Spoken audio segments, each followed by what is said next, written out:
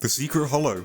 The Secret Hollow is the last of the 4 platformer levels RobTop made for 2.2. It starts out in a cave, where you jump over several spike balls and run across a crumbling bridge while dodging some fireballs. After entering the warehouse, you'll run against some conveyor belts that are transporting several crates and spikes towards you before turning into the ball. You'll then collect several keys while avoiding these deadlock monsters, who are doing their best Pac-Man ghost impressions, before entering the next room, where these saws are circling around its perimeter. Upon exiting the screen, you'll face off against the Cursed Thorn. It'll start by launching fireballs at you, however after a green one hits the ground, you can then deflect it back towards the boss. After losing enough health, it will start firing lasers across the screen, and later on occasionally ground pound the floor, sending out shockwaves of spikes that you'll need to jump over. This boss fight was so difficult for the player base, that RobTop would later reduce the Cursed Thorn's health. Jetlag. Jetlag was the first rated demon, and by proxy the first top one in the game. Early on, the level has a few jumps on these thin columns that are much harder than they look, as in the early days of platformer, you'd slide a lot before landing or coming to a full stop. This first half also eases you into the main gimmick of the level, with saws and platforms that move back and forth on a consistent cycle. The much harder second half starts out with this platform, where you move forward as it's also moving right to extend your jump length. Then you speedrun to the next safe zone through these tunnels that are bobbing up and down. Right after, you'll jump from moving platform to moving platform, all the while dodging these spike walls that are going back and forth. Keeping footing on top of the thin spike walls for a few jumps was much harder before, due to the game's slippery physics. Following that, you'll outrun a few crushers before finally beating the level. I Want to Be the Guy. I Want to Be the Guy is the first needle or precision based level focused on avoiding spikes. The first checkpoint is one of the 2 hardest, as you have to jump diagonally upwards and downwards through normal sized spikes, which is more commonly known as a diagonal jump. Up above is an awkward tunnel, where you have to jump just right to avoid both the floor and ceiling spikes, while making sure not to run face first into the lower ceiling spike. This checkpoint ends with 1 or more corner jumps, where you land on a block and right next to a spike hitbox. While the next few checkpoints look intimidating, they're not that difficult in comparison, as either there's a wall to cling onto before a corner spike landing, the hard part is at the start, the diagonals are significantly nerfed, or you can simply use a full jump and then focus entirely on your horizontal movement. However, the 9th checkpoint is also fairly difficult. It starts out with you jumping in between 2 spikes touching each other and then landing at the corner of another spike. Shortly after, there's a few more unnerfed diagonals, and then a pink orb that you use to land on the other side of a hard spike. After that is the last checkpoint, which is more of a consistency check than anything else. All of this was much more difficult due to the slippery physics, as I Want to Be the Guy was quickly demoted to Insane Demon after their removal. The Tower 22. The Tower 22's first checkpoint starts out with several jumps where you swap directions mid-air. These jumps felt inconsistent, as most players didn't know about the strange turnaround physics at the time. Further up, there is a button needed to lower a dash orb. Normally, you jump up, press it, and turn around mid-air before landing on the corner of the spike. This jump was so hard, in part due to the slippery physics, that some players opted for a strategy where they skipped the settings checkpoint at the start, lowered the dash orb, fell all the way back down to activate this checkpoint, and then replayed most of this checkpoint, just so they could skip that one jump. You then had to briefly click this dash orb, and press another button mid-air after being flung at supersonic speeds. After a few simple jumps, you'll reach checkpoint 2. Here, you're granted infinite jumps, which you'll use to strafe through several fireball wheels. After that is a claustrophobic tunnel filled to the brim with spikes, including 2 back-to-back misaligned in-betweens, which were way more difficult because for some reason, slidey physics also affected the air. After a short click pattern, up top is the last and hardest checkpoint.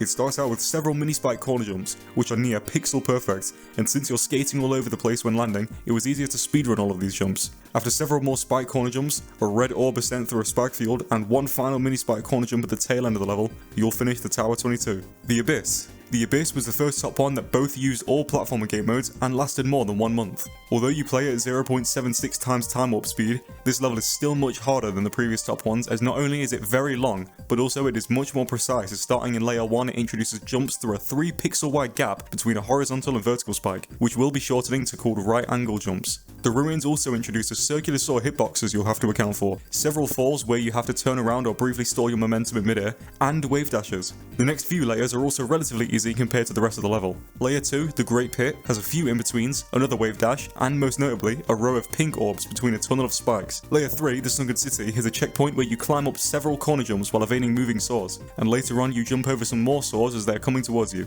Layer 4, the Thermal Vents, is by far the easiest part of the level, as it has both a faster than normal cube and the gimmick where the pink eyes lower your gravity, while the red eyes reset it. After collecting both hearts, you'll then enter Layer 5, the Lost Forest. This starts out with some ball gameplay, which has some monsters and a few precise visual lineups you use to more easily squeeze through some spikes. Aside from that, there are several points where after flipping, you'll click a blue orb to avoid a spike cluster. After a robot consistency check at the end of the Lost Forest is the Old Castle intermission, which is more tedious than anything else. As the spider, you'll slowly inch forward until you're right next to a spike hitbox and then flip. After over 2 minutes of this, as the UFO, you'll wait several times for some spikes to retract out of your path before moving forward. The end of the old castle has 4 tight UFO gaps, surrounded by sideways spikes, and a short jetpack section where you straight fly and have limited vision to navigate the sketchy corridor. Layer 6, even after its nerf, is by far the hardest part of this level. Starting out as a robot in 6-1 or the first checkpoint, your vision is much more limited. Even though the start of it isn't that much of a difficulty increase, it ends out with spikes above and below a single-use pink orb into the previously mentioned right-angle spike pier, and a second single-use pink orb tunnel, but this time with fixed hitboxes. However, the difficulty of this checkpoint pales in comparison to 6-2 or the second checkpoint, which has several right-angle spike piers, including this one, where right after jumping through it, you fall through a sideways diagonal. It also has a few jumps through the spike cluster plus shaped hitboxes, and this insanely tight drop where you briefly let go of right before a repress to make it through another sideways diagonal. Even after all that, Layer 7, while easier, is so dark that you have to practically memorize the gameplay, and upon finally finishing Layer 8, an easy needle room all things considered, you'll reach the end of the abyss. Free Solo. Free Solo is the next top one, as even though it has only one checkpoint, disregarding the cutscene, it is not only back to normal speed, but also 4 minutes long, which far exceeds the length of any checkpoints in the abyss. The starting ascent introduces this obstacle that will later resurface, where there's corner jumps on each side of the block. Before entering the woodways is this finicky pink orb bridge, where you skip every other orb with the exception of the last one to weave through the zigzagging spikes. Right after are some awkward spike overhangs, where to pass it you jump and then precisely time a right press. After a wave dash and a short breather is the ruins, one of the hardest parts in the level. There's a pair of green portals, where you need the right momentum to clear this pyramid of spikes before buffering the top black orb. Then there's a couple more double corner jumps on a single block. After a few green orbs you can buffer and a precise dash orb click, you'll travel downtown. Here there's a chain of spider orbs that can be done through either a consistent click pattern or timing your next steps forward with respect to these pink bounce pads. Right after is a jump from the top of the steep slopes into another corner landing. Before moving on is some relatively straightforward gameplay and a steep slope boost, which although gives you unlimited chances can still take some time as the sharper angle forces you to execute the inputs much more quickly. The cliffside in all honesty is fairly trivial, where you remember to dodge a boulder trap, and the hardest part is spamming these pink orbs before the garden. This here is the most difficult part of the level, with some players dying nearly 100 times before beating the level. The garden has a ton of corner jumps, with constant changes in your elevation and a diagonal. While this doesn't sound as difficult as previous top ones, they gave you enough empty space so you could more easily take advantage of controlling the robot's jump height. The cube in comparison has both a fixed jump height and subsequent fall you have to account for while timing your inputs. The garden ends off with this one block tunnel, which has an uncomfortable jump over a mini spike, a tree house where you weave back and forth past several spikes while falling before entering the last section. While Coral Climb is easy on its own, the fact that it's right after the hardest section in a 4-minute long level skyrockets your nerves, which as you'd expect isn't really helpful for platforming off several slopes.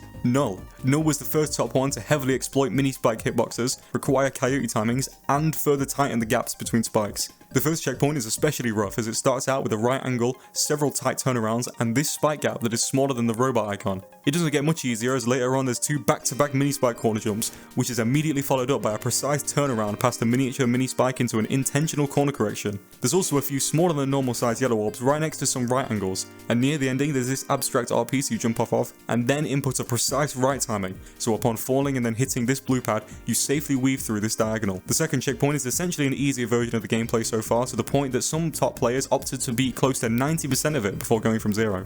However, this was the first time a top one introduced a fast turnaround, and this structure near the end is also difficult, as on the left side it's easy to accidentally bonk your head after a coyote. Right after you have to jump pretty far right, and then time an early left press to land on the right side. Ecstasis. Ecstasis was hack verified with a modifier that reduced the size of hitboxes throughout the level. As expected, this caused the level to feel insurmountable to most top players at the time. This was especially an issue in the last checkpoint. Since the ball has a lower amount of friction compared to the robot, the several in-betweens and turnarounds felt excruciatingly difficult. Convolution. Convolution lasted as a top one for almost a year and is filled to the brim with mini spikes. In fact, practically every spike here is a mini spike. The first climb is a small appetizer of how brutal the level is, as you need far more mastery of controlling not only your jump height, but also your horizontal movement, as there are several vertical corridors with mini spikes you dodge by quickly changing directions. The first horizontal bridge is especially brutal, as in the span of about 10 seconds, you jump off this block, let go of right, and then re-press it shortly before the peak of your jump to safely make it past these spikes. Later on, you need to build up enough momentum with only the space between these 2 mini spikes before an upwards wraparound.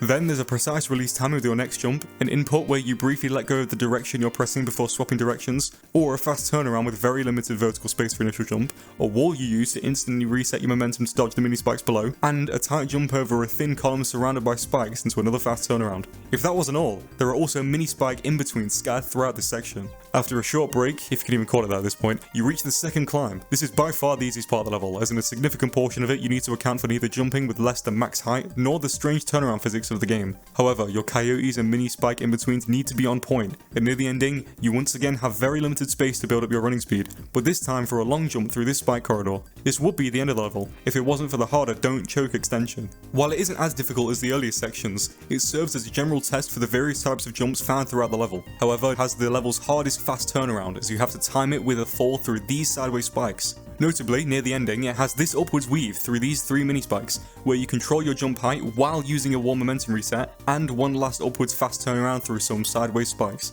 Scarily enough, there's one last lineup at the end through some fixed hitboxes, which most top players just cheese by turning on X coordinates and walking to the right position. Diamonds for Dashes. Diamonds for Dashes is currently the hardest rated platform level. Departing from previous top ones, you play as the big cube, press buttons to unlock electric barriers, and chain together several orbs mid-air, such as this rapid series of inputs, which notably has this very late pink orb timing that also steers clear of these spikes. After 3 fast dash orbs and a wave dash, you'll very quickly click a red and black orb before this nifty orb descent. The method most consistent for it is to skip only the first pink orb, and then spam fast enough to hit every orb past it. After an especially brutal and later than it looks pink orb timing, and a big cube mini spike diagonal, you jump into this gravity portal, click this green orb late and hit 5 orbs in 2 seconds. Following that is another sequence of orbs where you double click this green orb, swiftly click a blue and pink orb to dodge these floor spikes, reverse your gravity with this pink dash orb, reverse your momentum enough on the previous pink orb before falling into a blue portal, which leads into another late pink orb click below a spike ceiling.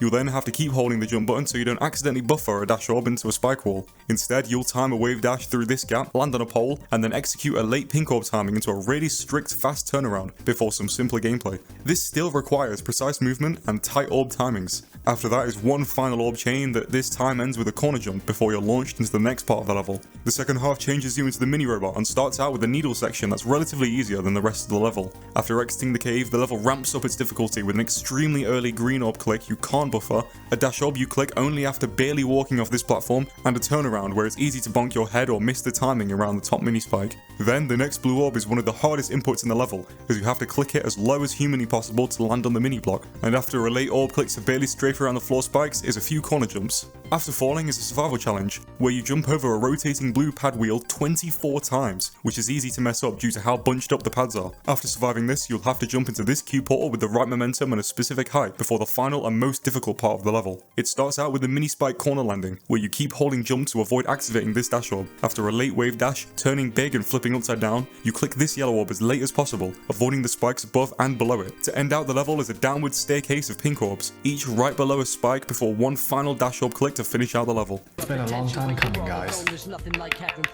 Yeah! I can't believe it! We did it! Thank you for watching. Remember to like and subscribe if you enjoyed the video, and shout outs to all of our channel members.